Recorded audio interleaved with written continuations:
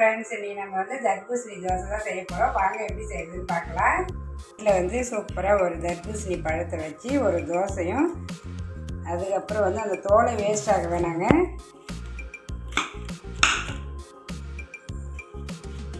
இந்த ரெட்டாக இருக்கிறது எல்லாமே நம்ம ஜூஸு கட் பண்ணி எடுத்துக்கலாம்.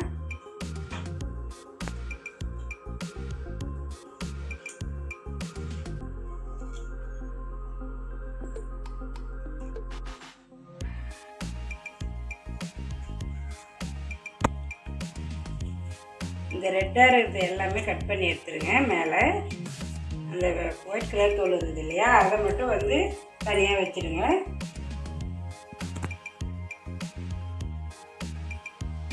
இப்போ தர்பூசணி பழம் அந்த ரெட்டாக இருந்தது எல்லாத்தையுமே மேலே எடுத்தாச்சுங்க. இப்போ வந்து இது உள்ளே இருக்குது இல்லையா, அந்த ஒயிட் கலரில் சதை, அதை வந்து தோல் எடுத்துக்கலாம்.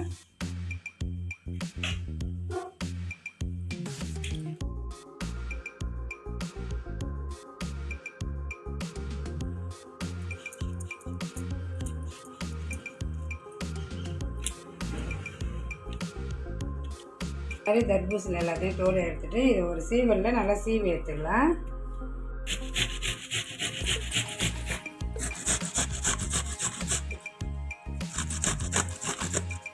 இந்த தோசைக்கு 200 கிராம் அளவுக்கு இட்லி அரிசி எடுத்துக்கிறேன், அதை சேர்த்துக்கலாம். ஒரு 50 கிராம் துவரம்பருப்பு, ஒரு 50 கிராம் வந்து கடலைப்பருப்பு எடுத்துருக்கேன். ஒரு 2 காஞ்ச மிளகா காரத்துக்கு எடுத்துக்கலாம்.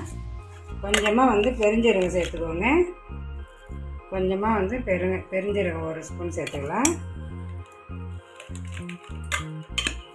ஒரு 1/2 ஸ்பூன் வெந்தயம் வந்து இந்த அரிசியிலே சேர்த்துக்குவாங்க. இதை நல்லா கழுவி ஊற வச்சு எடுத்துக்கலாம். பருப்பு அரிசி ரெண்டுமே தனித்தனியாக கழுவி ஊற வச்சுக்கோங்க. நம்ம அரைக்கிறதுக்கு கொஞ்சம் வந்து கிரைண்டரில் அரைக்கிற மாதிரினா ஒட்டு மொத்தமாக ஊற வச்சுக்கலாம். நம்ம மிக்சியில் தான் கொஞ்சம் கொஞ்சமாக அரைக்க போகிறோம். அதனால் கொஞ்சம் நம்மளுக்கு ஏற்ற மாதிரி கொஞ்சம் வந்து அரைக்கணும்னா தனித்தனியாக இருந்தால் நம்ம அரிசியும் பருப்புமே அழகாக அரைச்சி எடுத்துக்கலாம். இதை வந்து ஒரு 3லேருந்து 4 தண்ணி ஊற்றி நல்லா கழுவிட்டு ஒரு 2 மணி நேரம் ஊற வச்சு எடுத்துக்கலாம். இது நல்லாவே கழுவிட்டேங்க.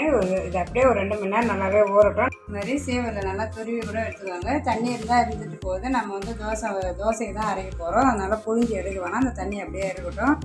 இந்த மாதிரி சீவ முடியாத இருந்ததையும் அப்படியே வச்சுக்கோங்க. நம்ம மிக்சியில் போட்டு அரைச்சிக்கலாம். அரிசி நல்லாவே ஊறிடுச்சுங்க. ஒரு 2 மணி நேரத்துக்கு மேலே நல்லாவே ஊறிடுச்சு. இதை நல்லா மிக்ஸி ஜாரில் போட்டு அரைச்சி எடுத்துக்கலாம். நம்ம தோசை மாவுக்கெலாம் அரைப்போம்ல, அந்த அளவுக்கு அரைச்சி எடுத்துக்கோங்க.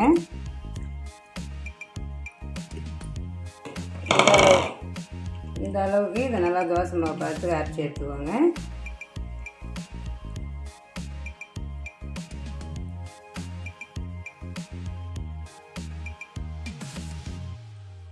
ஊற வச்சு இந்த மிளகா சேர்த்துக்கிறேன். பருப்பு கடலைப்பருப்பு துவரம்பருப்பு ஊற வச்சுருந்தேன் இல்லையா, அதே சேர்த்துக்கிறேன். இதிலே பெருஞ்சீரகம் நான் போட்டேங்க, அதே சேர்த்து கொஞ்சம் குறகுறப்பாக, ரொம்ப குறகுறப்பாக இல்லாமல் ரொம்ப நைஸாக இல்லாமல் அரைச்சி எடுத்துக்கலாம். இது பாருங்கள், இந்த அளவுக்கு இருக்கணும். ரொம்பவும் மண்ணில் திக்காக ரொம்ப குறகுறப்பாக உள்ள பாருங்கள், இந்த அளவுக்கு இருக்கணும். இதை இதில் சேர்த்துக்கிறேன்.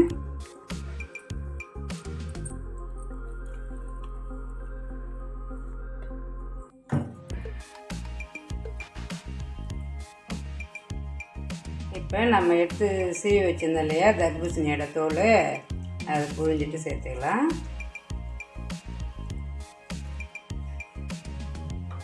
நல்லா பொடியாக கட் பண்ணி கூட சேர்க்குறதுனா சேர்த்துக்கலாங்க. நம்ம வந்து சீவி தான் போடணுன்ற அவசியமும் இல்லை. நல்லா பொடியாக கட் பண்ணி கூட சேர்த்துக்கோங்க. இதை நல்லாவும் புழிய வேணாம். நம்ம வந்து அரைச்சி தண்ணியாக தோசை தான் ஊற்ற போகிறோம். அதனால் வந்து லைட்டாக புழிஞ்சி எடுத்துக்கோங்க. இந்த தர்பூசணி போட்டு இந்த அளவுக்கு அதையுமே நல்லா அரைச்சாச்சு. இப்போ இந்த மாவில் சேர்த்துக்கலாம்.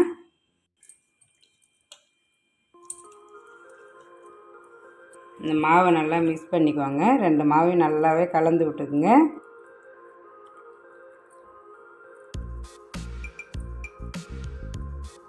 இந்த மாவுக்கு தேவையான உப்பு சேர்த்துக்கலாம். கொஞ்சமாக பெருங்காயத்தூள் சேர்த்துக்குவாங்க.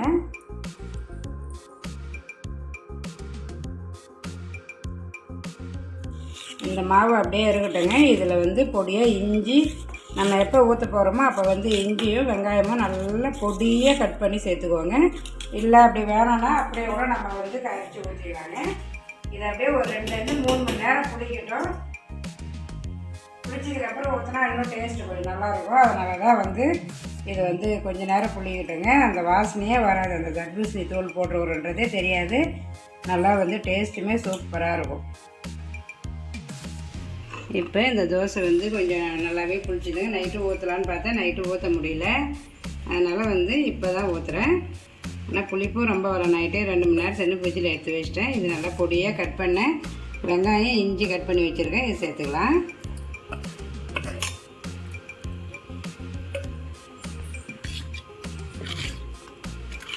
இந்த அளவுக்கு மாவு பதம் இருந்தால் போதுங்க. ரொம்ப தண்ணியாக வேணாம். நம்ம அடை தோசைலாம் அரைப்போம்ல, அந்த அளவுக்கு இருந்தாலே போதும்.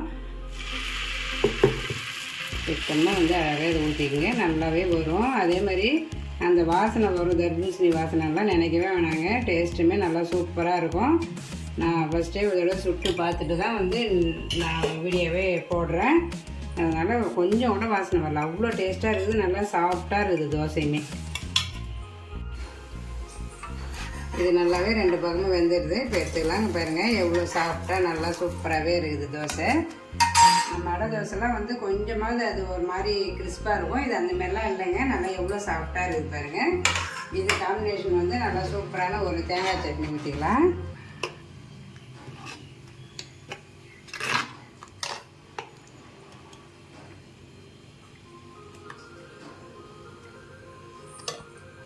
நல்லா சூப்பராக சாஃப்டாக ஒரு தர்பூசணி வச்சு ஒரு தோசை ரெடி ஆகிடுச்சிங்க. டேஸ்ட்டுமே ரொம்ப நல்லா சூப்பராக இருக்குது. கண்டிப்பாக நீங்களும் இந்தமாதிரி ட்ரை பண்ணி பாருங்கள். பாய்.